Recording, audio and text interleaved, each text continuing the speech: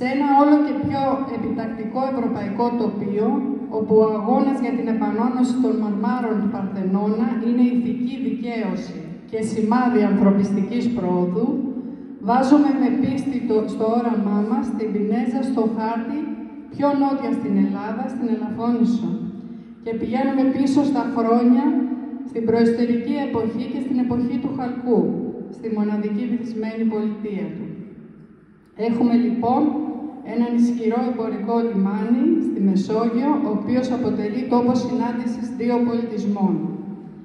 Εκεί που η γραμμική Α των Μινωητών συνάντησε τη γραμμική Β των Μικηναίων. Εκεί που το μινωικό, μυστηριακό, άπιαστο σύμπλεγμα γυναικείων θεοτήτων που συμβολίζουν την πλάστηση, το θάνατο και την Ανάσταση της φύσης, συνάντησε το μικηναϊκό πάνθεον με θεούς και θεές, με υπερδυνάμεις μεν, αλλά και με ανθρώπινα πάθη και αδυναμίες. Ένα πάνθεον με αρχέτυπα που είναι μέχρι και σήμερα πιο κοντά στη σύγχρονη ψυχαναλυτική θεώρηση της ανθρώπινης ψυχής. Η Pax Minoica, η μινωική ειρήνη, μια ισχυρή θαλασσοκρατία χωρίς τείχη, συναντάει τα κυκλόπια τείχη και μια ισχυρή μετάδοση του ίδιου μικηναϊκού μοντέλου σε 100 πόλεις, με κοσμοπολίτικες επαφές, ανά τον τότε κόσμο, με εισαγωγές χρυσού, ελεφαντόδοτου, χαλκού και γυαλιού. Και όλες αυτές οι αλληλεπιδράσεις του τότε κόσμου να περικλείονται κάτω από τη μεγάλη δύναμη της εποχής, την ανακάλυψη της εξόρυξης ορή-χαλκού, δηλαδή της δύναμης με την οποία δημιουργούσαν τότε κυρίως τα οπλοστάσια τους. Σε αυτό το τότε εμπορικό λιμάνι που ονομάζεται σήμερα Παυλοπέτρη και στην πλέον βυθισμένη πολιτεία συνέβαιναν αυτές οι ανταλλαγές πολιτισμών. Ένας σεισμός όμως έπαιξε μοιραίο ρόλο. Βύθισε τη ζωή πάνω σε αυτή τη γη και φύλαξε μέσα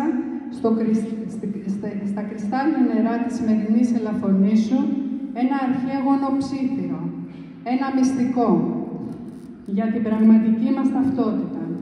Εμείς που μένουμε σε αυτό το μέρος, όταν διασχίζουμε με το καράβι αυτά τα νερά που ενώνουν την Πελοπόννησο με την Ελαφώνησο, αυτόν τον ψήθυρο τον αισθανόμαστε κάθε φορά.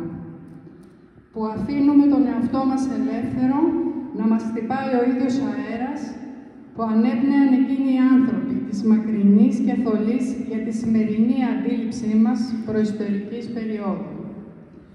Αλλά και όταν πλέον στον 20ο αιώνα ο Καρλ Γιούγκ στοχαζόταν από τα εδάφη της Ελβετίας και αντάλλαζε επιστολές με τον Φρόιντ στη Βιέννη για να ανακαλύψουν το μυστήριο της ανθρώπινης ύπαρξης, πάρα πολλές φορές έκανε συνδέσεις με τα άλματα που οι Μινωίτες και οι Μικηναίοι μέσα από τους συμβουλισμούς τους και τις ενιολογίες τους είχαν κάνει για την κατανόηση και τη λειτουργία της ανθρώπινης φύσης άλματα, που ο βυθός μας τα κράτησε μέσα από μια πάλη φθοράς και διάσωσης της καθημερινότητας και του πολιτισμού τους. Για το μεγαλείο αυτής της ανακάλυψης ανθρώπινης δραστηριότητας, τότε είναι σημαντικό να δημιουργήσουμε τις κατάλληλες και σύγχρονες συνθήκες και προϋποθέσεις προβολής και ανάδειξης αυτού του προϊστορικού εμπορικού κόμβου και της υψηλής μοναδικότητας παγκοσμίως πολιτιστικού μνημείου, με προσανατολισμό στο παρελθόν και στη σημαντικότητα της συνάντησης και ανάμειξης τότε της ανθρώπινης καθημερινής και πνευματικής δραστηριότητάς τους. Να συνδυάσουμε το know-how της σύγχρονης μουσεολογίας με τη δύναμη της ψηφιακής πλοήγησης και μετάδοσης γνώσης. Και αυτές οι κινήσεις να γίνουν πάντα σε πλαίσια διεθνούς δικαίου, που προστατεύουν την πολιτιστική κληρονομιά ως ένα κοινό πνευματικό αγαθό που απευθύνεται στην καρδιά όλης της ανθρωπότητας, από εσάς και από εμάς, από όλους μας. Εκτός από το Παυλοπέτρη, η Ελαφώνησος είναι γνωστή και για το απαράμιλο φυσικού κάλους τοπίο της και τις παραλίες της, ιδιαίτερα την παραλία του Σήμου Σαρακίνικο. Η παραλία που έχει πρωταρχική θέση στις παραλίες της Μεσογείου και βρίσκεται μέσα στις 10 ομορφότερες του κόσμου, έχει συμβάλει σημαντικά στην αύξηση του τουρισμού της Ελαφωνήσου τα τελευταία χρόνια, στην τόνωση της τοπικής οικονομίας, αλλά και της ευρύτερης περιοχής και έχει γίνει πλέον σήμα κατά τεθέν του νησιού μαζί με τον Παυλοπέτρη, την παραλία της Παναγίτσας και τη λίμνη Στρογγύλη. Η μοναδικότητα του Σήμου Σαρακίνικο δεν έγκυται μόνο στο σπάνιο φυσικό κάλος, στα εκπληκτικής ομορφιάς και καθαρότητας νερά. Η περιοχή ως γνωστό έχει χαρακτηριστεί ως τόπος κοινοτικής σημασίας του δικτύου Natura 2000, σύμφωνα με Οδηγία 92/43 ΕΟ του Συμβουλίου της 21ης Μαΐου του 1992 για τη διατήρηση των φυσικών οικότοπων λόγω των αμοθινών και των ενδυμικών ειδών που εμφανίζονται αποκλειστικά στις παραλίες και στην ευρύτερη περιοχή της Ελαφωνήσου. Μεταξύ αυτών είναι ο περίφημος θαλασσόκεντρος, από τα σπανιότερα και απειλούμενα είδη του Αιγαίου και της Μεσογείου, ο κρίνος της θάλασσας, επίσης σπάνιος, και το φυτό σαπονάρια των Γιάγγελ, που έχει καταγραφεί μεταξύ των 50 νησιωτικών φυτών της Μεσογείου, που κινδυνεύουν με εξαφάνιση και χρήζουν προστασίας. Οι αμοθήνες που πλεονάζουν στο νησί έχουν διεθνώς χαρακτηριστεί ως δασικές προστατευόμενες παραλίες. Γενικά έχουν καταγραφεί 9 εξαιρετικά σπάνια είδη φυτών και 13 προστατευόμενα είδη πανίδας, από τα οποία τα 8 είναι απειλούμενα με πλήρη αφανισμό.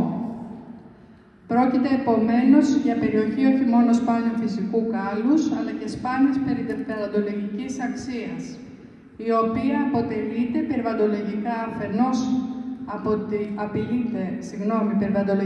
αφενός από την απότομη αύξηση του μαζικού τουρισμού και αφετέρου λόγω του ότι το στενό της Ελαφωνήσου ανοιχτά στη θαλάσσια περιοχή με τα κύθυρα αποτελεί πέρασμα των ποντοπόρων πλοίων.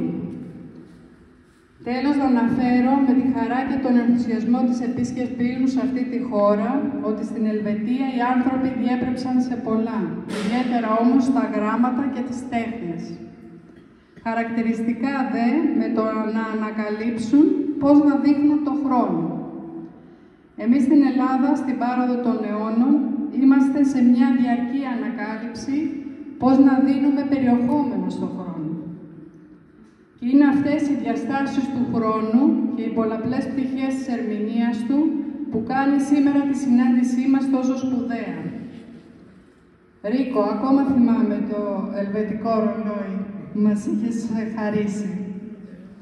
Και ας έχουν περάσει αρκετά χρόνια. Και το θυμάμαι γιατί θυμάμαι την ευγένεια, την καλοσύνη, τον ανθρωπισμό και το φως του δωρητή, δηλαδή εσένα. Ένα μεγάλο ευχαριστώ από τα βάθη της καρδιάς μου εκ μέρους όλων των Ελαφωνησιωτών στον αγαπημένο Ενρίκο και ένα μεγάλο ευχαριστώ σε όλους εσάς για αυτή την υπέροχη συνάντηση. Ευχαριστώ.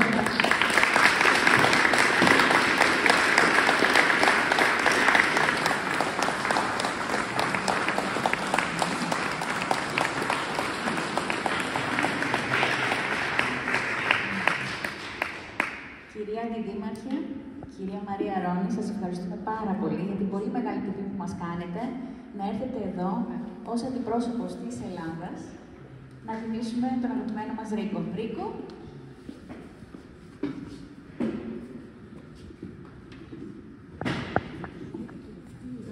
Η αριθμητική πλακέτα, θέλω να τη διαβάσεις.